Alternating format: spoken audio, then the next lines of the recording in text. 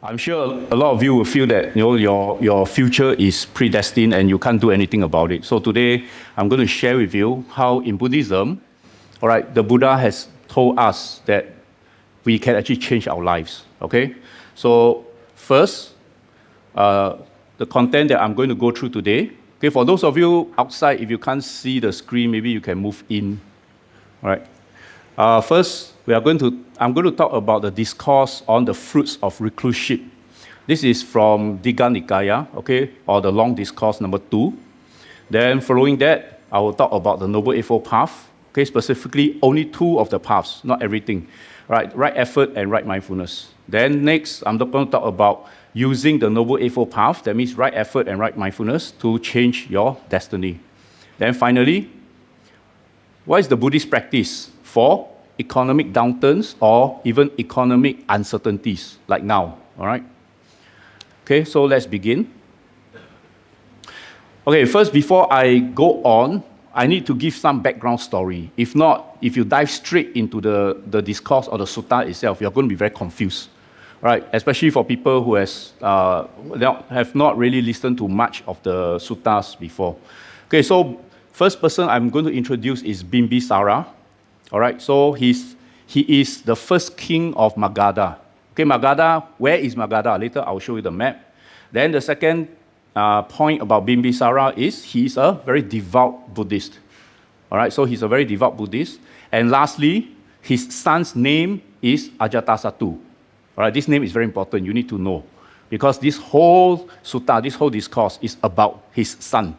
It's not about Bimbisara, but it's about his son. Okay, but I also need to bring up the father. Okay, so that's why you see it's very complicated. Next, we'll talk about Ajatasattu. He, due to being besotted with the psychic powers of an errant monk named Devadatta, Ajatasattu killed his father Bimbisara for the throne.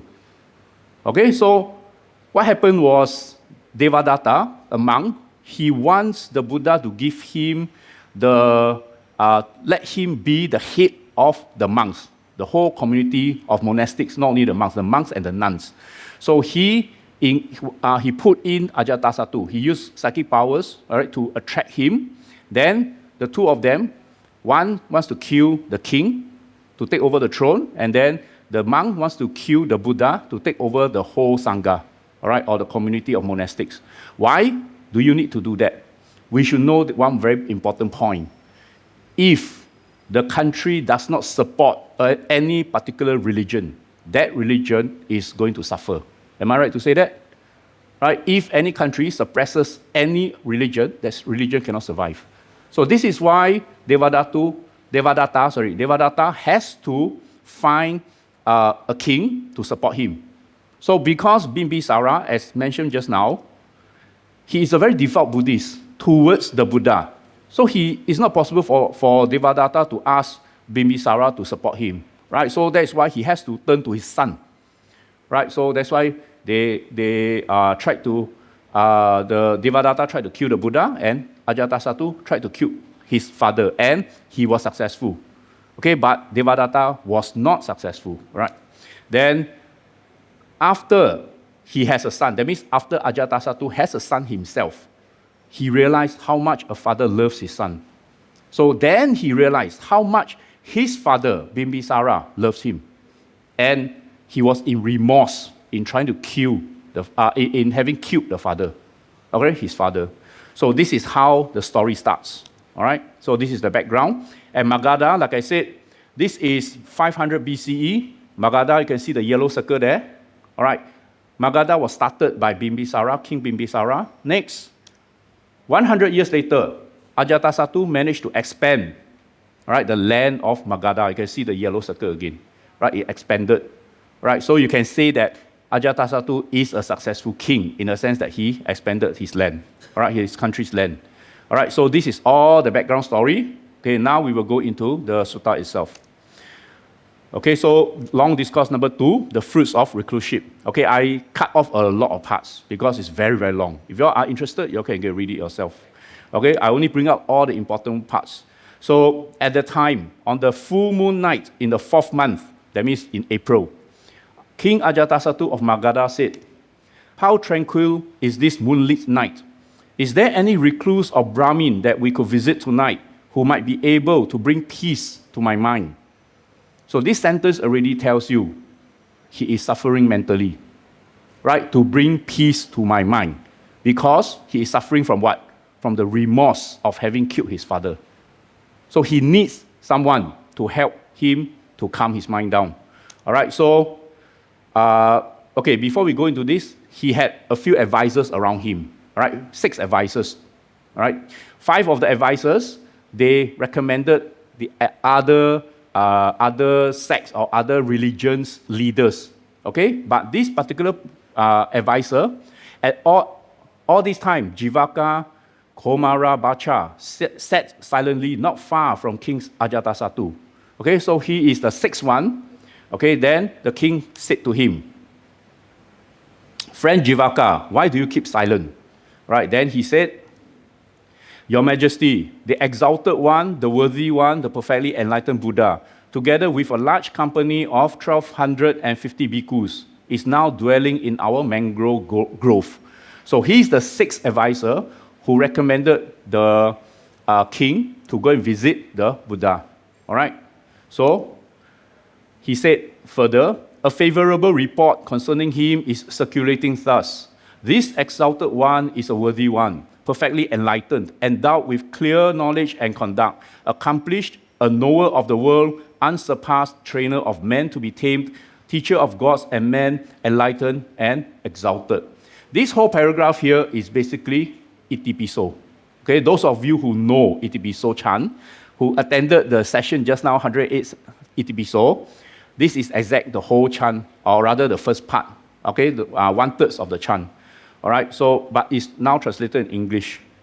Okay, so those are the qualities of the Buddha. So after listening to him, then Jivaka said, "Your Majesty should visit the exalted one. Perhaps if you visit him, he might bring peace to your mind." Okay, so that to reduce his remorse. Then the king decided to go and look for the Buddha at the mangrove grove. Okay, so he forgo the other five religious leaders. Then after the Buddha gave, okay, I'm going to cut short everything in between because it's very, very long. Okay, because we are only concerned about the last part. So after he went to the Buddha, he actually asked a lot of questions. So the Buddha explained everything to him. So after the Buddha gave a long Dhamma talk to King Ajatasattu, okay, so when the exalted one has finished speaking, King Ajatasattu said to him, "Excellent, venerable sir, just as if one were to bring a lamp into a dark place so that those with keen sight could see forms." That means a place that's dark, so if someone brings light into that place, then everyone who has good eyesight, or rather who has normal eyesight, you'll be able to see things, all right? Then in the same way, venerable sir, the exalted one has revealed the Dhamma in numerous ways. I go for refuge to the exalted one, to the Dhamma, and to the Bhikkhu Sangha. Let the exalted one accept me as a lay follower, gone for refuge from this day onwards as long as I live. So this is the formula in the past, all right, to be a Buddhist. All right, nowadays, we ask you all to recite the 3 refuges and the 5 precepts. Okay, but in the past, so long as you say this sentence in front of the Buddha, then you will be a Buddhist. But remember this, they said, from this day onwards, as long as I live. That means what? The rest of the life you must be Buddhist. You cannot change religion anymore. Okay? So, if you come to us, you suddenly decide to go Christianity, we cannot do anything. But this one is as good as a vow already. All right? So that was in the past. Then what happened? So what did the king say further to the Buddha? He said, he confessed to the Buddha saying, "Venerable sir, a transgression overcame me. I was so foolish, so deluded, so unskillful that for the sake of rulership, I took the life of my own father, a righteous man and a righteous king." All right, so he himself knows that his father, is a righteous man and a righteous king. All right, then he said, "Let the exalted one acknowledge my transgression as a transgression for the sake of my restraint in the future." Okay, in the future means probably the next life, because his current life, no more father already. Cannot try to kill another father, not possible. All right, so probably in his next life, hopefully, because he asked the Buddha, all right, for how to say, a redemption. All right, so the Buddha gave it to him, and he said, "Indeed, great king, a transgression overcame you. You were so foolish, so deluded, so unskillful that for the sake of rulership, you took the life of your father, a righteous man, a righteous king. But since you have seen your transgression as a transgression and make amendments for it according to the Dhamma, we acknowledge it." So the king Ajatasattu made he confessed towards the Buddha and of course the Sangha. That's why the Buddha said we, okay, not I. All right, then the Buddha continued to say, "For great king, this is the growth in the discipline of the noble one, that a person sees his transgression as a transgression, make amendments for it according to the Dhamma, and achieves restraint in the future." Okay, so this is what the Buddha said, and a lot of people may think that, Buddhism, I must be perfect, I must observe this, observe that, so difficult. Actually, it's not true. All right, what Buddhism expects of you is, so long as you make a mistake, you acknowledge your mistake and you change for the better. This is what is required of every Buddhist. All right, it's not that I recite the 5 precepts, I must keep it 100% pure. No, it's not. Sometimes you may break it, for whatever reason. But once you know that you break it, maybe you can think of ways, how can I change such that, I don't break this precept in the future in this circumstance. All right, maybe there are other circumstances that, you unknowingly broke it. Then you go and improve again. This is what it means to be a Buddhist. All right, so in Chinese, there's an idiom. Okay, I'm not sure whether you all can guess the idiom by now. All right, those who are familiar with Chinese. 谁能无过，知错能改，善莫大焉. All right, I'm sure maybe you all did not think about it, but now that I've said it, you all find it very familiar. Right? So in English, it means, who is free from faults? There is nothing better than knowing your mistakes and correcting them. No one is perfect. Everyone makes mistakes. Okay, but the more valuable thing is you know your mistakes, acknowledge it, and then you change it. That's more important. Okay. So now we go on to talk about the Noble Eightfold Path, right effort. Okay, so now we have spoken about, we know from the past that even a king, he acknowledges his own mistakes, all right? And his mistake is very, very big, killing his own father. All right, for us, we make a lot of small mistakes. But the moral of the story is we need to acknowledge our mistakes and try to change for the better. All right, so now how to change? Okay, what did the Buddha teach, to change ourselves? So in this discourse, long discourse 22 or Digha Nikaya 22, the long discourse on mindfulness or Mahasatipatthana Sutta, okay, and the Buddha said, what is right effort? He says, it is when one generates enthusiasm, tries, makes an effort, exerts the mind and strives, so that bad, unskillful qualities don't arise. And the second one is, unskillful qualities that have arisen are given up. So this second one is exactly what I said just now. If you have made a mistake, you need to acknowledge your own mistake, and then you try to correct your mistake. Okay, so this is what it means by unskillful qualities that have arisen are given up. And the Buddha mentioned the first sentence here. One generates enthusiasm, tries, makes an effort, exerts the mind and strives. Okay, it's not like you make a mistake and then you try half-heartedly, cannot, I tried already, I cannot. It's not like that. You really, really need to make the effort. So this is what it means by right effort, only half of it. The second half is, what is right effort? It is when, the same thing, one generates enthusiasm, tries, makes an effort, exerts the mind and strives so that skillful qualities arise. And skillful qualities that have arisen remain, are not lost, but increase, mature, and are completed by development. That means, for example, the 5 precepts, you manage to keep 4 of them. So these 4, okay, you need to try your best to maintain the 4 precepts without breaking them so that you continue the skillful qualities. And then the last one, maybe you broke it. Like I said, if previously you have already broken it and then you need to make amendments on how to correct them and make yourself better. Okay, next. Oh, sorry. This one is not supposed to come out. Okay, but never okay, never mind, we'll just continue. Okay, so how do you change a good destiny into a bad one? All right, from the right effort and right mindfulness. All right, so I add in right mindfulness now. Okay, so this is starting point. For example, your starting point is the blue dot there. All right, then you go to see the fortune teller. The fortune teller tell you, if you do this, you sure have good result, good destiny. All right, then what you do is you become very proud. Oh, I sure successful. I sure can get this. I sure can get that, because I see 5 fortune tellers. 5 fortune tellers also tell me the same thing. Okay, then what happens is you become less mindful. I'm not sure you all can see, less bodily mindfulness. Okay, that means you are less aware of your own actions and more unwholesome thoughts because of your pride, because you think that you will be successful 100%. So that's why all the unwholesome thoughts start coming up. What if I'm successful? What can I do with this, this success, this money, or whatever, this position? All the unwholesome thoughts start coming in, and you are less aware of your own actions. What will happen is you will have a 1 degree negative change. Do you agree? Right?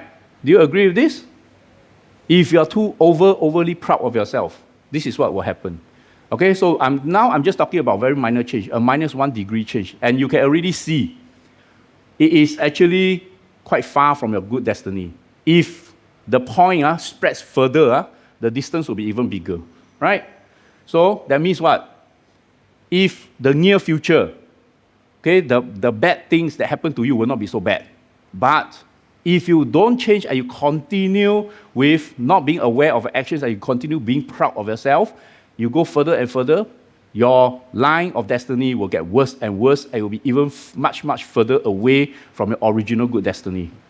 Okay? Understand what I'm trying to say, what I'm trying to represent with this? Next, if you have even less bodily mindfulness, that means you are totally not aware of your own actions, and even more unwholesome thoughts. Okay? Then the change will be even bigger, even greater. Minus 5 degrees. Then you'll be even further away from your original destiny.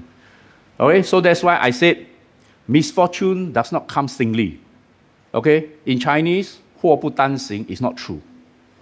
Why is this so? Because every time something bad happens to you, okay? Something bad happens to you.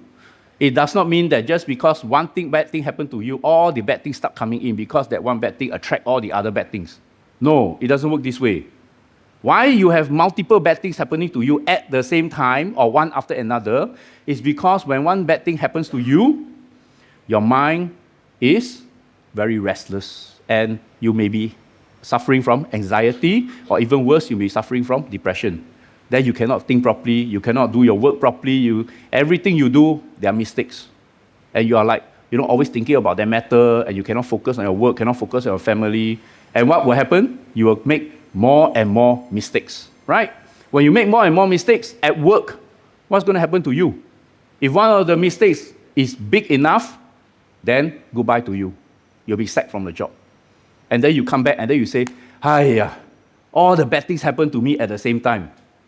But is it true? It's not true, because you did not try to control your mind, you did not control your actions.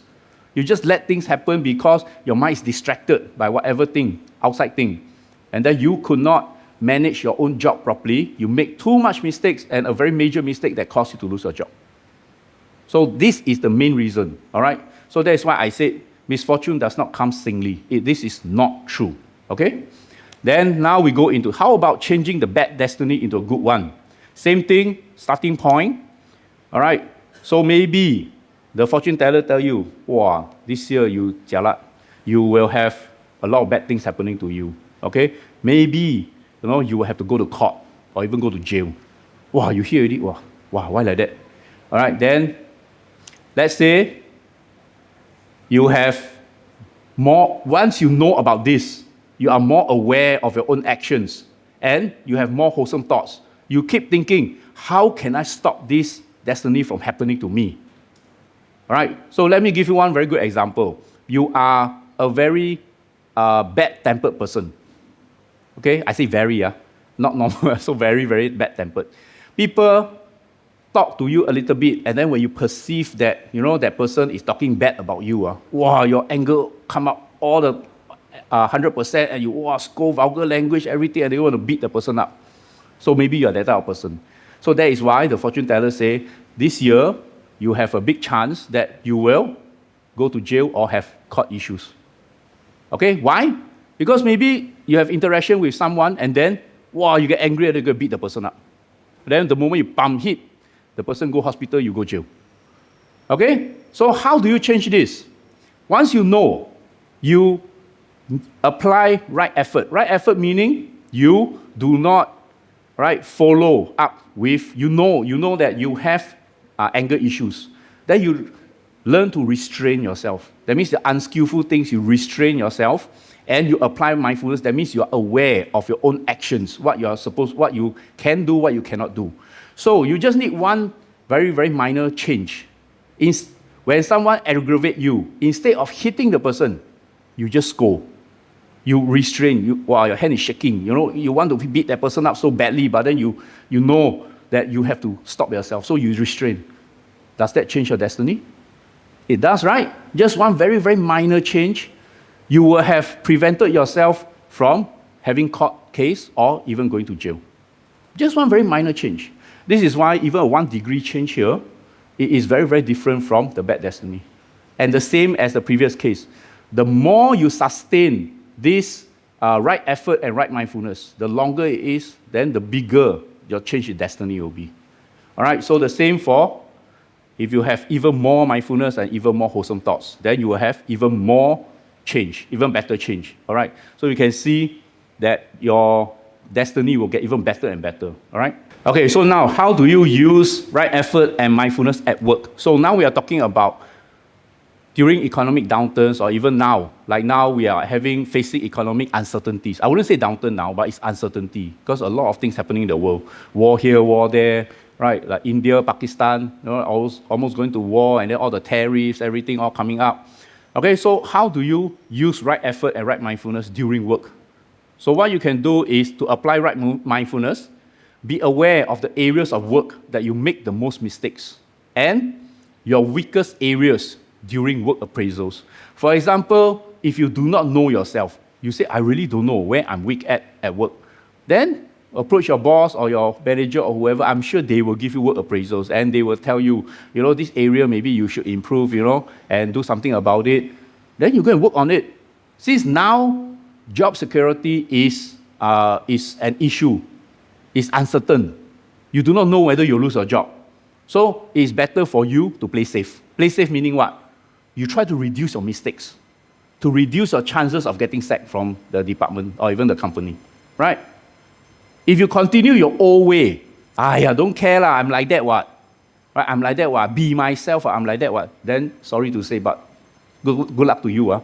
The moment the company restructure, you'll be the first one to go because you never make an effort, okay? So that is why the first one is right mindfulness. Mindfulness meaning you have to be very aware, all right, of your own mistakes, and you try to change it. Like what I mentioned during the first sutta, the Digha Nikaya number 2, where the king changed for the better. So this is also the same. You have to know your mistakes and change for the better. Then right effort, try your best to reduce your mistakes. So right mindfulness is knowing. You just know. Right effort is the doing. You have to actually do it, right? Try your best to reduce the mistakes and improve on your strengths. Improve your relationships with superiors, colleagues, friends, and contacts, right? So the second one, number B, is basically to help you to improve, people's opinion of you. And contacts and friends, why you need even better relationship? Because in case you really lose your job, you got someone else, other contacts to help you find another job. And then C is be more proactive. Proactive meaning, don't just die. My job scope is only like that, so okay, I only do like that. Try to expand a little bit, okay? I'm not saying overwork yourself until you work until you're like going to die already, no. Okay, but be more proactive, see how you can value add to your team, your department, or whatever your work. Okay? Then lastly, you need to meditate. Everything I said, being aware of your own actions. If you don't meditate, you will never be aware. Why? Because your brain is thinking about past, thinking about future. It's never at the present moment. You will never know what you're doing at the present moment. And when you don't know what you're doing at the present moment, you can say the wrong thing, you can do the wrong thing, and that will cost you your job. So that is why meditation is very important. Okay? Next, let's say at home. Now we're talking about home. Using right mindfulness and right effort at home. Right mindfulness, be aware of your expenses. Maybe some of you every day must go and drink the, I don't know, now got what, the $10, $12 pao pao cha, bubble tea. You know, I watch on YouTube, some people every single day must bring one cup, and it's not like $4, $5, or it's also like, wow, $10, $12 one. No, I don't know what you put inside, but so expensive. Maybe some people every weekend must go and eat restaurant. Hai Di Lao every weekend. Okay? I don't know other people, they eat what, but Hai Di Lao is very expensive. Okay? From what I've heard. All right? So be aware of your expenses. Since now you know that there's economic uncertainty, then you really need to shrink a bit. Maybe instead of every week go to an expensive restaurant, you go once a month. Okay? Then that is being mindful. Next, the right effort is to do it, reduce your expenses, then communicate with family members on expectations. Because sometimes some of your family members may not understand. All right? Kids or even your parents. For example, every month you give your parents $1,000 as pocket money. Okay, then suddenly you just reduce to 800, 600, 500, I don't know how much you will reduce. Well, then your parents come to you, hey, why the money become so little now? So don't scare them, all right? At least tell them in advance, I'm facing some issues, there is job uncertainty now. Maybe, I reduce a little bit, okay, but don't be too much, don't give. Okay, so all these things, even if you have kids, then same thing. Kids, they spend without thinking. So you need to let them know. Okay, so the third one is to pick up a healthy hobby that lets you create things. Okay, I specifically put in to create things and healthy. What is unhealthy hobby? All don't have. Wow, all so pure, so virtuous. Unhealthy hobby is what? One thing I can think of is what? Watch K-drama. Or maybe now C-drama. Wow, watch, come back only. Watch the whole night, 12 a.m., then sleep. Next morning, you 6 a.m., you must wake up. Then after that, on MRT also watch, home also watch, wherever also watch. Okay, or maybe not K-drama, C-drama, maybe Netflix or whatever, I don't know. Okay, so that is not a healthy hobby. That is not. That is basically just sensual desire. Okay, you are just consuming. That is why I said pick up a hobby that lets you to create things. If you like watching dramas or even Netflix or whatever it is, what you can do is create some social media. Maybe you can put a review of what you have watched. That is creation. And that is good. Why? Because you are using your mind to do something rather than just consume. You are having some output when you put something on social media, whatever it is, TikTok, Instagram, YouTube, whatever you like. Okay, that is already creating things. But maybe you can also learn to cook instead of always going to a restaurant to eat. If you really, really like a particular restaurant, maybe you can see how to find a certain recipe that's very close to what the restaurant has. Then you cook at home and you try it at home. Then you will save costs as well as you develop a good hobby that has production, that has creation. Okay? And lastly, again, I put it there, meditate. If you don't meditate, all these things that I say will be useless because you won't be able to do it. 100% guaranteed. All right? Okay, then lastly, the mindset during economic downturns or economic uncertainties. First, we need to have acceptance. A lot of times when bad things happen to us, we are unable to take it because we do not want to accept the fact that we are facing the current situation. We cannot accept the fact, for whatever reason. So this is why acceptance is very, very important. You need to accept before you can let go. You don't accept, you will never be able to let go. All right, so we need to accept the fact that we are unable to change the economic situation. All right, the only one who can do that is who? Who can change the economic situation of the world? Who is it? God. No, sorry, God also don't interfere. Donald Trump.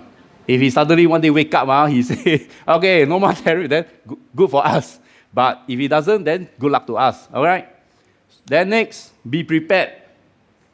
Be prepared that everything is impermanent in this world or universe. Nothing is permanent in this world. Everything changes.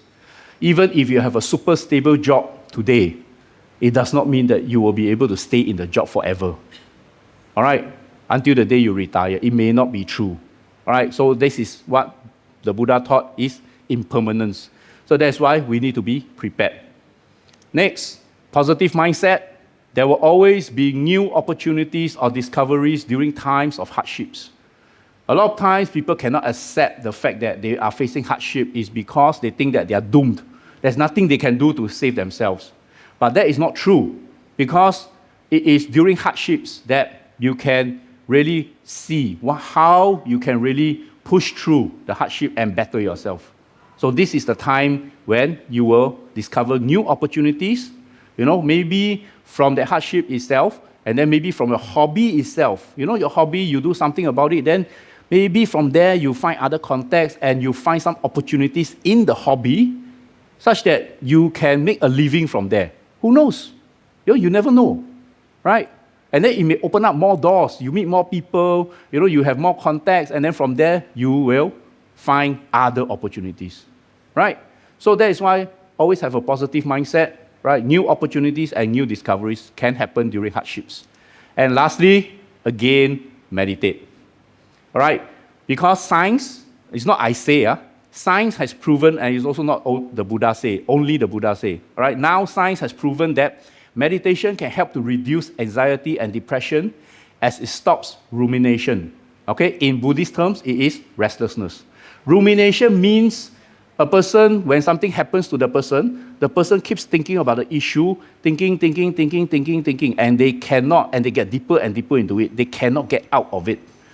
So in Buddhist terms, we call it restlessness because we keep thinking about it. The mind does not stay at the present moment, what you are supposed to do now. But rather, you think about the past, that thing that has happened to you in the past. And you keep thinking, and you spiral into a very, very deep abyss. Once you go down the abyss, it's very difficult for you to climb back up. So this is why in psychology, they have a lot of interventions nowadays called mindfulness-based interventions. That means they use mindfulness to help you get out of this deep abyss that you have fallen into. And it has been proven very, very successful. So if science can prove that meditation is successful, so why we ourselves as Buddhists, we don't do it? Right? A lot of people, they just come here, pray, and then they go back. But praying does nothing. Right? You need to have some action, and that is meditation. Okay? So this one is again back to what I said just now. If you meditate and you are able to control your actions, your body actions, and you control your mind to have more wholesome thoughts, then you will change your destiny. You will change from a bad destiny to a good one, or even a good one to an even better one. So this is how you change your destiny, even in economic uncertainties, during economic uncertainties. Okay? So this is the end of my talk. And finally, I want to give you all some well wishes. All right, hopefully you all can have a better future from today onwards. So may all who have listened to the Dhamma on this Vesak day be blessed with wealth, prosperity, and peace. May your homes be harmonious and never lack of jobs that are fruitful and meaningful. May you progress well on the noble path while living skillfully in the world. And lastly, may the merits of this Dhamma listening lead to happiness here and ultimate liberation. Sadhu, sadhu, sadhu.